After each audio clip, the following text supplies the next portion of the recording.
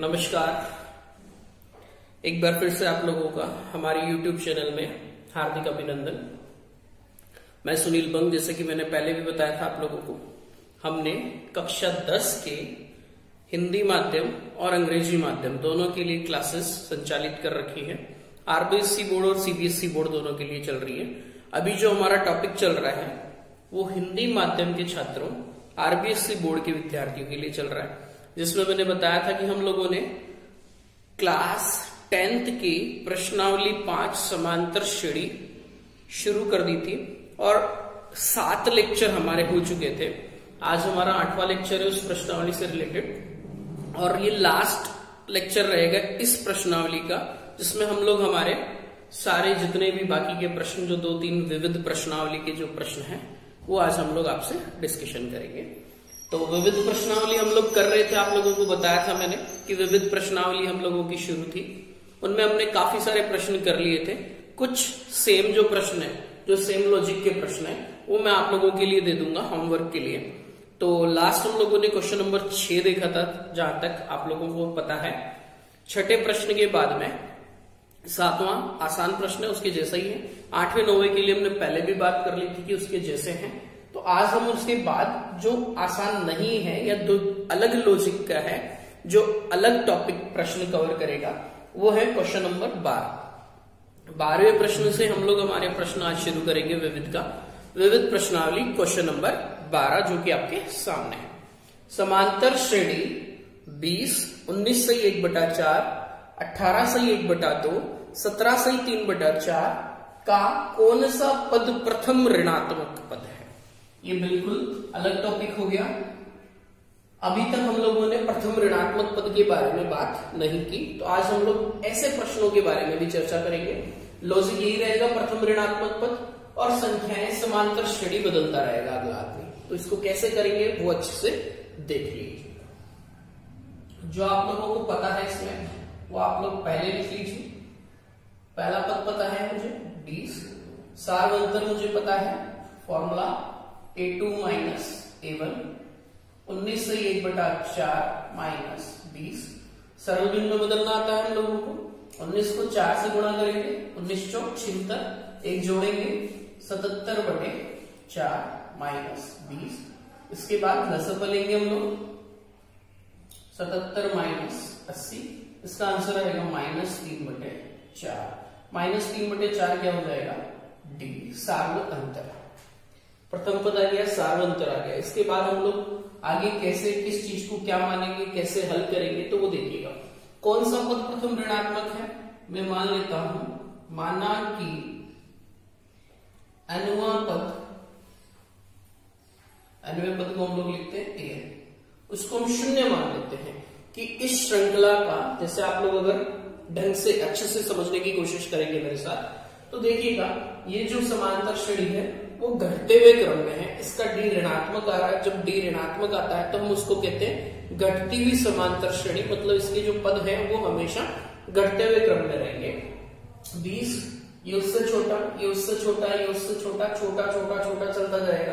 एक ना एक दिन ऐसे आएगी कि संख्या ऋणात्मक शुरू हो जाएगी और आपको वही बताना है कि जब इसकी पहली ऋणात्मक संख्या शुरू हो जाए वो कौन सा पद होगा, वो कौन से स्थान पे होगा, वो मुझे आंसर बताना है।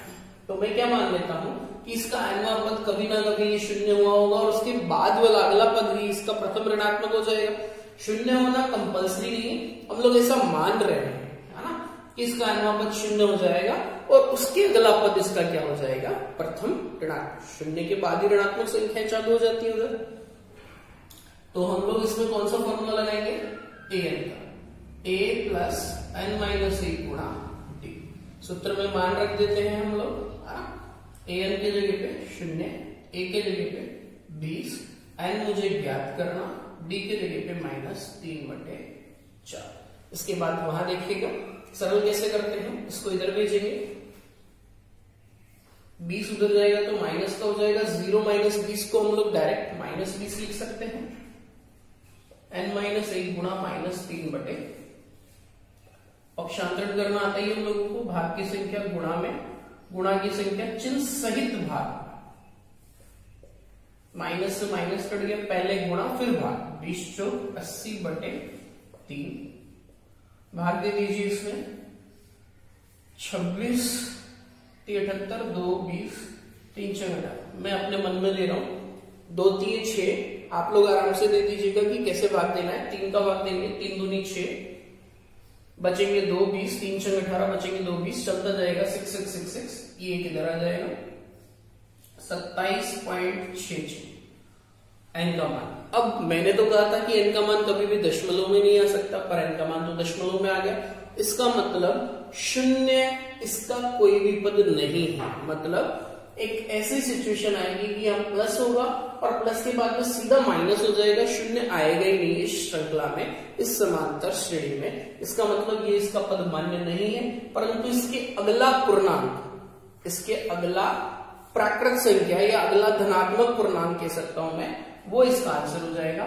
तो हम क्या कहेंगे, अर्थात 28वां पद क्या हो जाएगा, प्रथम ऋणात्मक पद होगा, प्रथम ऋणात्मक पद होगा। इससे जस्ट अगली प्राकृत संख्या बोल सकते हैं या अगला धनात्मक पूर्णांक बोल सकते हैं। अगला पूर्णांक, क्योंकि ये धनात्मक है तो अगला पूर्णांक भी बोलेंगे तो भी दिक्कत नहीं है। अगला पूर्णांक 27 से जस्ट बड़ी संख्या 28 इसका आंसर हो जाएगा। अगर मान लो यहां 27 ही होता तो हम कहते हैं कि शून्य इसका पद है, परंतु हमें मतलब नहीं शून्य इसका पद है क्या, फिर भी हमारा आंसर 28 ही होता। जस्ट उसके अगली संख्या हमें आंसर में देनी है। तो इस प्रकार इस प्रश्न को हल करेंगे। प्रथम ऋणात्मक पद में क्या करेंगे हम लोग, nवें पद को शून्य मान लेंगे और nवें पद को शून्य मानने के बाद हम लोग हमारा n का मान ज्ञात करेंगे और n का मान ज्ञात करने के बाद हम देखेंगे कि जो भी आंसर आता है उससे जस्ट बड़ी प्राकृत संख्या, पूर्णांक संख्या आंसर में दे देंगे, वही हमारा प्रथम ऋणात्मक पद होगा। तो क्वेश्चन नंबर 12 हम लोगों ने देख लिया। 13वां जो प्रश्न है, एक बार मैं सिर्फ चर्चा करूंगा 13वें प्रश्न की भी, क्योंकि हमने 2 प्रश्न कर रखे हैं। समांतर श्रेणी में पदों का चयन करना सिखाया था मैंने आप लोगों को। 3 पद हो तो कैसे चयन करना है, 4 हो तो कैसे चयन करना है, ये 4 पे आधारित प्रश्न है। एक उदाहरण भी देखा था हमने, एक प्रश्न भी देख लिया था 3 और 4 दोनों का। तो चौथा 4 समांतर श्रेणी के जो पदों के चयन वाला सवाल है, क्वेश्चन नंबर 13 विविध का, वो भी आप लोगों को करना है। मैं प्रश्न संख्या 14 करवाऊंगा। 14 देखिएगा,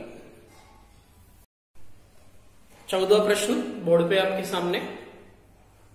यदि एक समांतर श्रेणी के n पदों का योग 3n² प्लस 5n/2 हो तो उसका 25वां पद ज्ञात करो।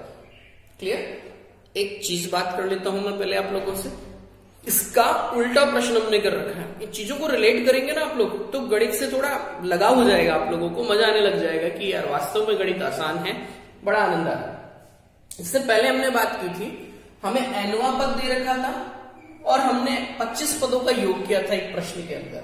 ये प्रश्न n पदों का योग दे रखा है और 25वां पद ज्ञात करना। याद है मैंने बताया था an दे रखा था, n बराबर 1 रखा था, 2 रखा था, फिर d निकाला था। ये बिल्कुल उसके जैसा ही सवाल है, पर इस बार थोड़ा चेंज करना रहेगा। उल्टा है तो चेंजेस तो आएंगे ही, आप मान के चलिएगा। ये भी काफी इंपॉर्टेंट सवाल है और अलग पैटर्न का है, इसके लिए करवाया जा रहा है। इस बार ये जो मान दे रखा है वो an का नहीं दे रखा, n पदों का योग दे रखा है, तो ये sn की जगह पे लिखा है। करना वही है, 1 रखना है, 2 रखना है, ठीक। ये हमारा क्या हो गया, sn हो गया। n बराबर 1 रखने पर इस बार a1 नहीं आएगा, s1 आएगा। सरल करेंगे, 1 का वर्ग 1, 3 एकम 3, 3/2 प्लस 5 एकम 5, 5/2। लसअ लेना होगा 8/2, s1 आ जाएगा 4। s1 होता है पहले पद का योग, पहले पद का अकेले का कोई योग नहीं होता, तो s1 ही हमारा क्या हो जाएगा, प्रथम पद। यही s1 है और यही a1 है या a है, ऐसे कह सकता हूं, प्रथम पद कह सकता हूं।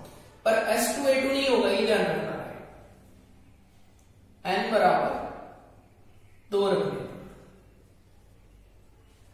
2 रखेंगे, s2 आएगा 3 का वर्ग बटे 2, 5 गुणा 2 बटे 2, सरल कर लेते हैं।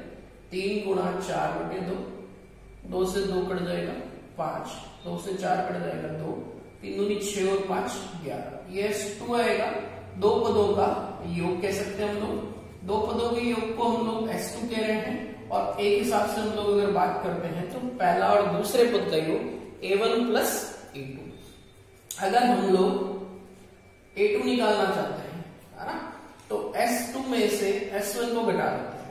ये A1 प्लस A2 है और ये A1 है, तो इसमें से इसको घटाएंगे तो हमारा ये आ जाएगा। कैसे वो देख लीजिएगा, ये A1 प्लस A2 है और ये A1 है। A1 से A1 कट जाएगा, अपने आप क्या बच जाएगा A2। तो हम लोग अगर A2 निकालना चाहते हैं तो उसके लिए ये फॉर्मूला ध्यान रखना है, S2 minus S2। 11 minus 4, A2 कितना आ जाएगा 7। A1 आ गया, A2 आ गया, इसकी मदद से हम लोग क्या निकाल लेंगे, सार्वंतर निकाल लेंगे D का formula A2 minus A1। A2 कितना है 7, A1 कितना है 4, 7 में से 4 जाएंगे तो D का मान आ जाएगा 3। ये हम लोगों ने इतना जो काम किया है ये A और D निकालने के लिए किया है। अगर आपको पता चल रहा है तो एक बार फिर से देख लीजिएगा अच्छे से। वही तरीका, n का मान 1 रखना, n का मान 2 रखना। 1 रखने से S1 आया और S1 ही हमारा प्रथम पद है। n बराबर 2 रखने से S2 आया, पर S2 A2 नहीं, S2 क्या है A1 प्लस A2, दो पदों का योग। S2 में से S1 घटाएंगे तो अपने आप क्या आ जाएगा, दूसरा पद आ जाएगा। 11 में से 4 जाएंगे तो 7, A2 में से A1 घटाएंगे तो सार्वंतर। अब जो आपको निकालना 25वां पद आप लोगों को पता ही होगा formula, A plus 24D। A पहला पद 4 यहां से, D हम लोगों ने निकाला 3। पहले गुणा फिर जोड़, 24 दूनी 48, 24 के 72, 72 में 4 जोड़ेंगे तो 76, 76। इसका 25वां पद जो आएगा वो 76। तरीका समझ में आ रहा है? तो एक बार अच्छे से देख के दोबारा प्रैक्टिस कीजिएगा। एक इसका हमारे पास में एक और तरीका भी होता है, अगर आप चाहेंगे तो हम लोग आप लोगों को वो सूत्र भी लिखवा देते हैं, पर ये थोड़ा इसका मुझे इजी तरीका लगता है, समझ में भी आ जाता है, बच्चों को समझाते हैं। तो सेकंड मेथड एक बार देख लीजिए आप लोगों को, जिनको पसंद आया वो कोशिश कर सकते हैं। एक नया फॉर्मूला उन बच्चों को याद रखना पड़ेगा। जब भी हम लोग दूसरा तरीका बताते हैं तो मान के चलिएगा कुछ चीजें आप लोगों को सोचनी रहेगी कैसे करनी है ना।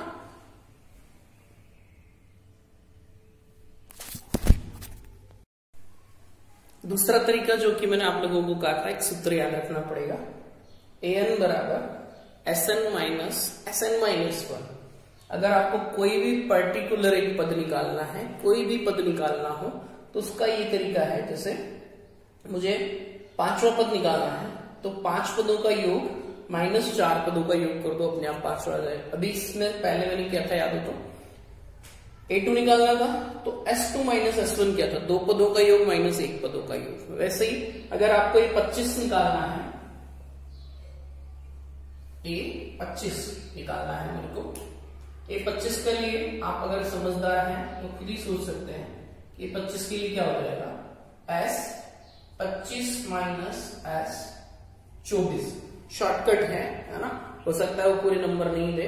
क्रॉस चेक के लिए बड़ा काम का है फॉर्मूला, है ना। ये अगर क्रॉस चेक करना हो तो आप यूज कर सकते हैं। समय कम हो तो भी आप लोग अच्छे से इसको भी यूज कर सकते हैं, और किस्मत अच्छी हुई तो हो सकता है पूरे मार्क्स भी दे दे अगला।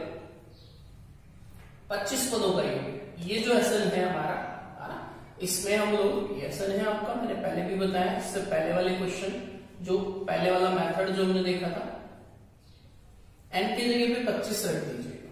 3 गुणा 25 का वर्ग बटे 2 प्लस 5 गुणा 25 बटे 2। ये हमने अभी S 25 के लिए निकाला है, पता रखना।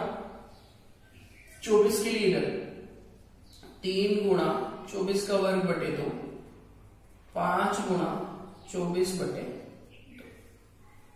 सरल करेंगे, 3 गुणा 25 का वर्ग 625 बटे 2, 25 को 5 से गुणा 125 बटे 2, माइनस का हो जाएगा।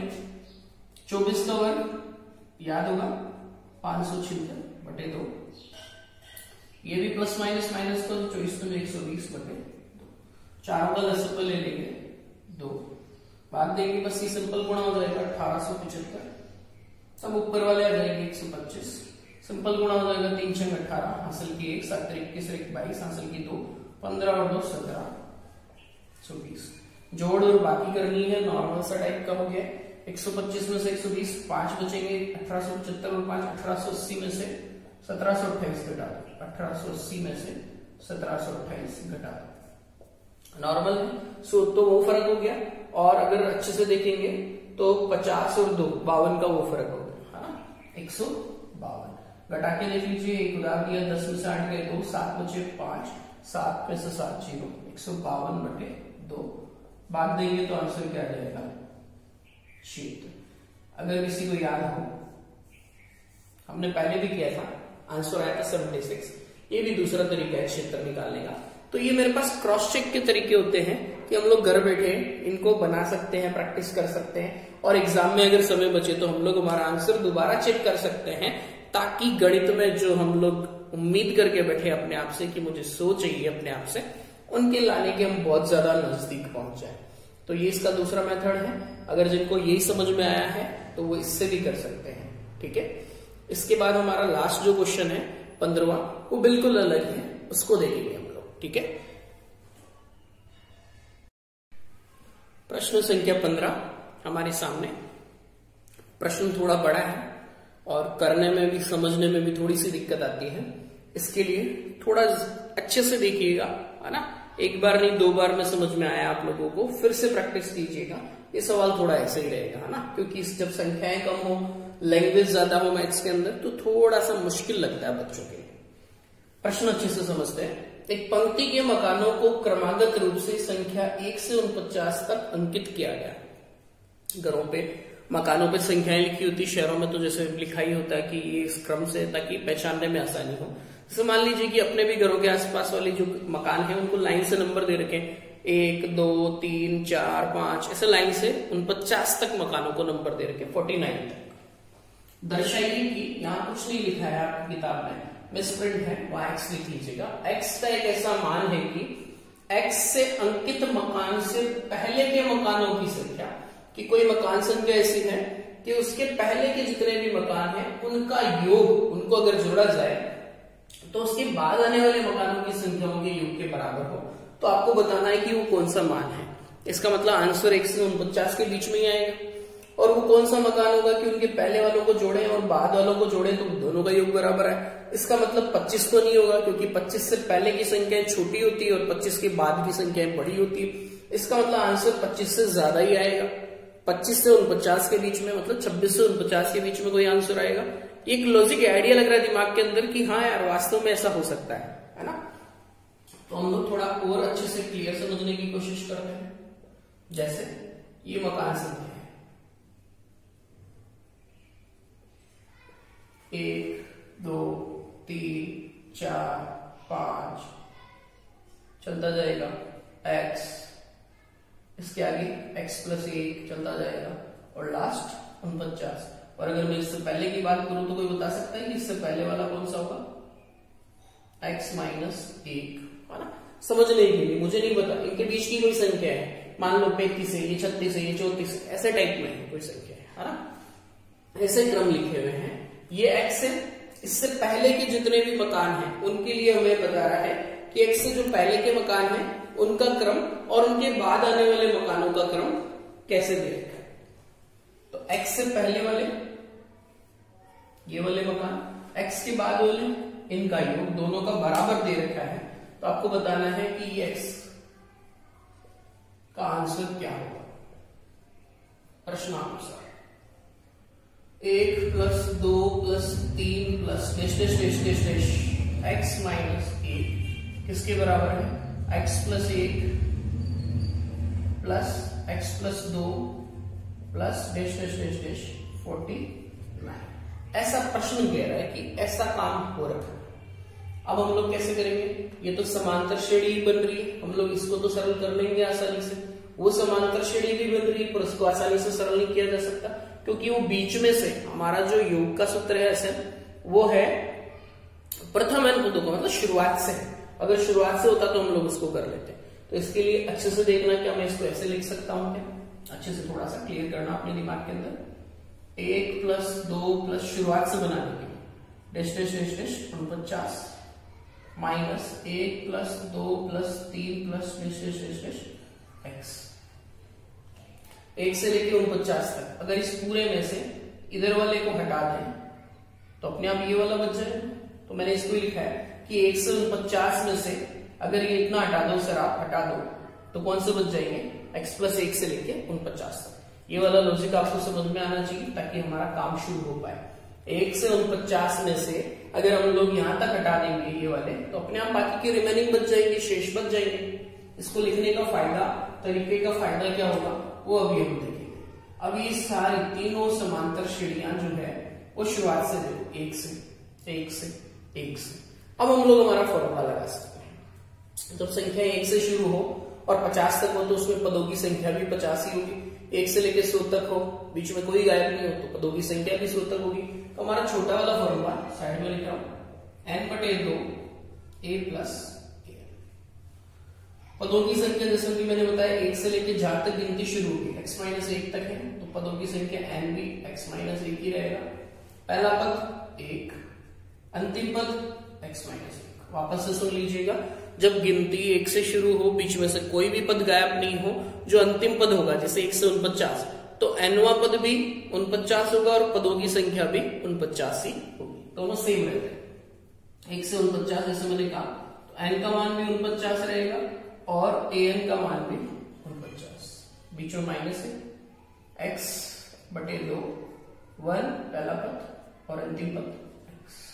ये हमने तीनों को इस सूत्र में लिख दिया है। सरल करेंगे 1 से 1 कट जाएगा, x minus 1 into x/2 49 50 into लगा लीजिए बीच में, कोई दिक्कत नहीं, बटे 2 x प्लस 1 बटे। अच्छे से देख लीजिएगा एक बार क्या कह रहा है प्रश्न, ताकि यहाँ थोड़ी सी जगह कम बचेगी तो मेरे को आगे सरल करना पड़ेगा इसके लिए, है ना। x एक तरफ, संख्या एक तरफ, इसके लिए सरल करूंगा मैं आप लोगों के लिए कि इधर एक तरफ सरल कर दिया जाए आपका प्रश्न। ये साफ कर देता हूं यहाँ पे, प्रकार संख्या भी इधर प्रश्न को हल करूंगा मैं इसके लिए आगे का। एक बार तो यही देख लेते हैं, x को x से गुणा x स्क्वायर, x को 1 से गुणा x/2 वो इधर आएगा प्लस का हो जाएगा, x को x से गुणा x स्क्वायर, x को 1 से गुणा x/2 2 से 50 को काट देंगे 25 49 इंटू 25। कुछ समझ में आ रहा है क्या कर रहा हूं? लसा पहले क्या भी देखना क्या होता है। इन दोनों का लसा लिया 2 x square minus x plus x square plus 49 into 25। Clear यहाँ तक? ये x कट जाएगा, x स्क्वायर 2x स्क्वायर बटे 2 49 गुणा 25, 2 से 2 x स्क्वायर बराबर 49 गुणा 25। स्क्वायर टाइम तो प्लस माइनस आएगा और अंडर रूट माइनस नहीं लगा रहा हूं क्योंकि मकान की संख्या कभी भी ऋणात्मक नहीं होगी। ये हमने गुणा करके नहीं लिखा, ऐसे ही लिखा, मैं गुणा करके भी कर सकता हूँ, ऐसे ज्यादा आसान है क्योंकि 49 का रूट 7 होता है, 25 का 5 होता है, ऐसे अंडर रूट निकाला जा सकता है, बीच में गुणा होता है। 7 5 35, जैसे कि मैंने बताया था 35 34 36, वही आंसर आ गया 35 कि 35वां मकान ऐसे होगा। मतलब 1 से 34 को जोड़ लो आप, उनका योग करके देख लो, और 36 से 49 का योग करके देख लो, आंसर सेम आएगा। तो 35 इसका आंसर होगा कि वो 35वां मकान होगा जो ऐसा कर पाएगा, इस शर्त का पालन कर पाएगा, प्रश्नानुसार जो शर्त दी रखी है उसको संतुष्ट कर पाएगा। तो ये हमारा प्रश्न था, इसको हमने कैसे लिखा वो आपको समझ में आया। मकान संख्या दे रखी थी 1 से 49, ये कोई भी हमने x मकान ले लिया, ये उससे पहले का, ये उसके बाद का, इनको जोड़ा वो इनके जोड़ के बराबर आएगा। इसको मैंने कैसे लिखा वो बताया था कि पूरे में से अगर हम x तो हटा दें तो बाकी का बचा हुआ हमारा x प्लस 1 से 49 रह जाएगा। तीनों को हमने शुरुआत से बना दिया ताकि हम लोग हमारा सूत्र SN वाला लगा सके। तीनों में सूत्र लगाया, फिर पक्षांतरण किया, x अक्ष एक तरफ, संख्या एक तरफ, और इस प्रकार हमें हमारा मकान संख्या x प्राप्त हुआ। ऋणात्मक क्यों नहीं लिखा वो भी मैंने बता दिया, क्योंकि मकान की संख्या कभी भी ऋणात्मक नहीं होती। तो x का आंसर आ गया 35। आज हम लोग क्या करते हैं, हमारी इस प्रश्नावली पूरी हो चुकी है मेरी तरफ से। इसके सारे प्रश्न करवा दिए गए हैं आप लोगों को, लगभग जो अलग थे। कुछ होमवर्क भी दिए थे, तो चाहता यही हूं कि आप लोग अपनी प्रैक्टिस घर पे बैठ के करें इन सब चीजों को लेके, और इनके उदाहरणों की भी प्रैक्टिस करें घर पे, ताकि आप लोगों का जो समय है वो ज्यादा अच्छे से मैथ्स के साथ में अच्छे से यूटिलाइज हो सके। ज्यादा प्रैक्टिस करेंगे ज्यादा समझ में आएगा, सिंपल सा फंडा है मैथ्स का, और इंटरेस्ट बढ़ने लग जाएगा। जिन लोगों को थोड़ा बहुत डर है वो डर भी निकल जाएगा इन चीजों के लिए। तो आज प्रश्नावली 5 फिनिश हो गई। समांतर श्रेणी आरबीएससी में हिंदी मीडियम और इंग्लिश मीडियम दोनों में है, सेम ही होता है सिलेबस इसके लिए। इंग्लिश मीडियम वाले भी देख सकते हैं अगर वो क्वेश्चन इंग्लिश में पढ़ के थोड़ा समझने की कोशिश करें। सीबीएसई में भी सेम ही टॉपिक है ये समांतर श्रेणी, उसमें भी ये प्रश्न दे रखा है, ये प्रश्न उसमें ऑप्शनल में दे रखा है, तो वो लोग भी कोशिश कर सकते हैं। धन्यवाद।